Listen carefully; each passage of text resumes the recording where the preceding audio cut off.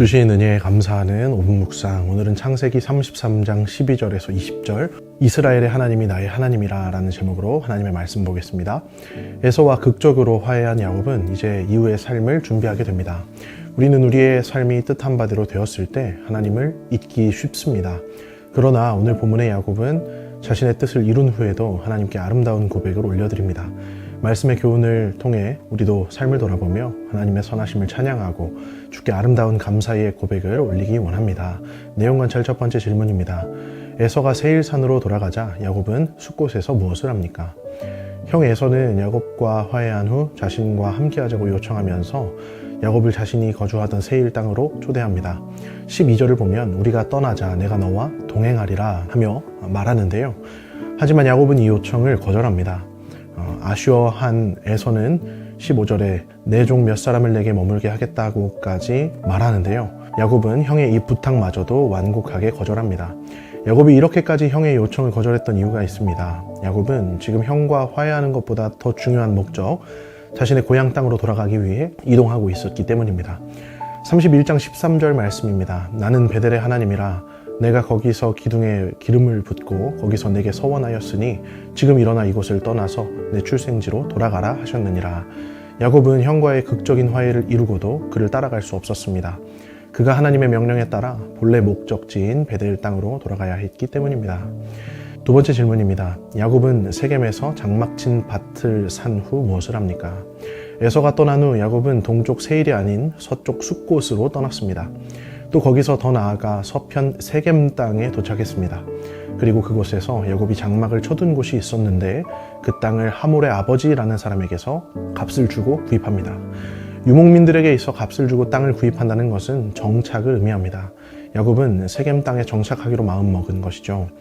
야곱은 여기서 하나님께 제단을 쌓아 올려드립니다. 그리고 그 이름을 엘엘로헤 이스라엘이라고 불렀습니다. 사실 세겜 땅은 하나님이 명령하신 정확한 목적지는 아니었습니다. 그래서 이 다음 이야기를 보면 훗날 하나님께서 야곱을 다시금 베델로 보내십니다.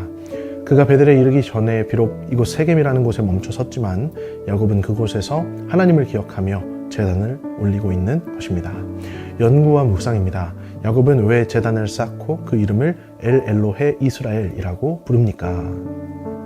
야곱은 제단을 쌓고 그 이름을 엘엘로헤 이스라엘이라고 했습니다. 이 뜻은 이스라엘의 하나님이신 하나님이라는 뜻입니다. 이스라엘이 무엇입니까? 야곱이 야복 강가에서 하나님께 받은 새 이름입니다. 지금 야곱은 자신의 이름을 넣어 하나님은 나의 하나님이시다 하고 고백한 것이죠. 특히 이 히브리식 표현법은 하나님의 속성을 나타낼 때 쓰는 표현으로 하나님이 내 하나님이 되어주셨다는 뜻을 강하게 표현한 것입니다.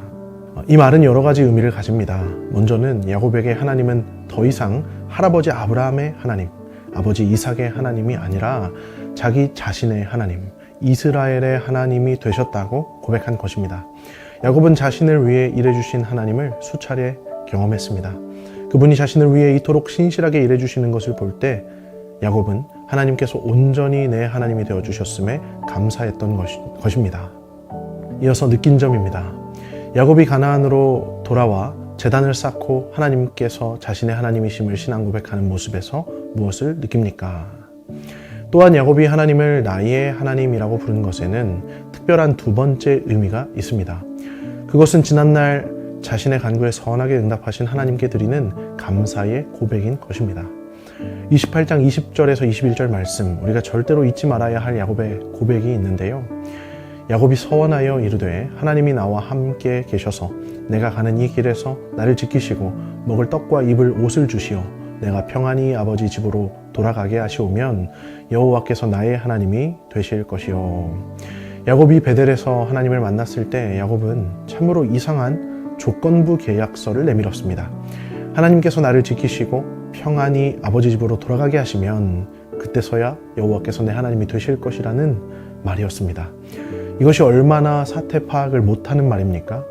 지금 들판 위에 낙오된 야곱이 하나님께 제발 도와달라고 빌어도 모자를 판인데 야곱은 오히려 조건을 내걸며 나를 지켜주신다면 하나님이 자기 하나님이 될 수 있다고 마치 선심 쓰듯이 또는 무슨 권한이라도 내주는 듯이 말했던 것입니다. 그런데 선하신 하나님은 야곱의 이 말조차도 들어주셨습니다. 그리고 형 에서와의 갈등이 해결된 순간 야곱은 아마도 그때의 약속을 떠올렸을 것입니다. 그래서 야곱은 하나님이 약속대로 나를 지키시고 아버지 집에 오게 하셨으니 나의 하나님이 되신 것이다 라고 선언하며 마치 계약이 다 이행되었음을 선포하고 있는 것입니다. 하지만 우리가 내일부터 보겠지만 세겜은 문제의 완전한 해결, 야곱이 누릴 완전한 평안이 아니었습니다.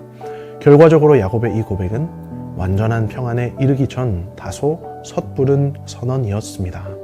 결단과 적용입니다. 오늘 말씀 가운데 우리가 삶에 적용하고 결단할 것은 무엇일까요?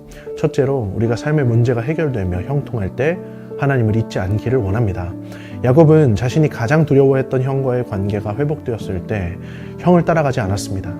자신의 분명한 목적지를 기억하며 형의 요청을 거절했습니다. 그리고 자신이 평안을 이루었다고 생각한 순간에 가장 먼저 하나님을 기억했습니다. 그리고 그 하나님께 나의 하나님이 되어주셨다는 감사의 제단을 쌓았습니다. 우리도 삶을 살아가다 보면 하나님께 다급하게 간구할 때가 있습니다. 그런데 간절했던 문제가 해결될 때는 어떻습니까? 기도할 때의 간절함은 잊어버리고 금세 세상의 즐거움과 안락을 쫓을 때가 많습니다. 오늘 야곱의 모습을 볼 때 기도의 응답과 평안이 찾아올 때 주를 먼저 기억하겠습니다. 주께서 나의 하나님이 되심을 고백하겠습니다 하고 다짐하기를 원합니다. 둘째로 우리가 부분적 순종이 아닌 완전한 순종을 드리기 원합니다. 하나님께서 야곱에게 말씀하신 목적지는 세겜이 아니라 베델이었습니다.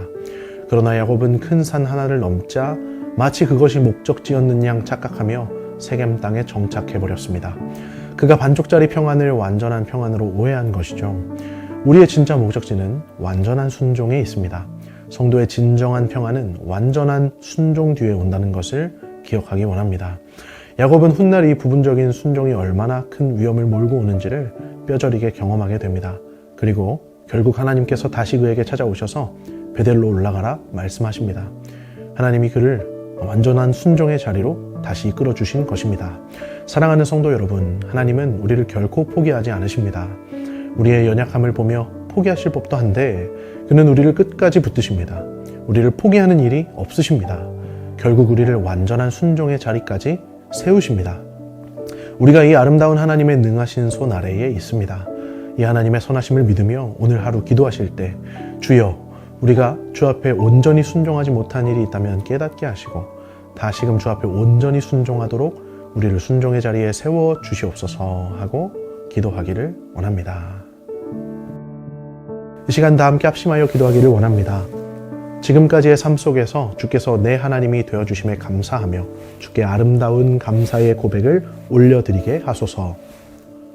우리에게 보이신 믿음의 목적지를 따라가는 동안 우리가 주께 온전히 순종하는 자들이 되게 하소서. 성문교회 모든 영가족들이 하나님께 온전한 순종을 올려드리게 하시며 그 삶에 하나님께서 늘 선하신 이끄심으로 함께하여 주옵소서.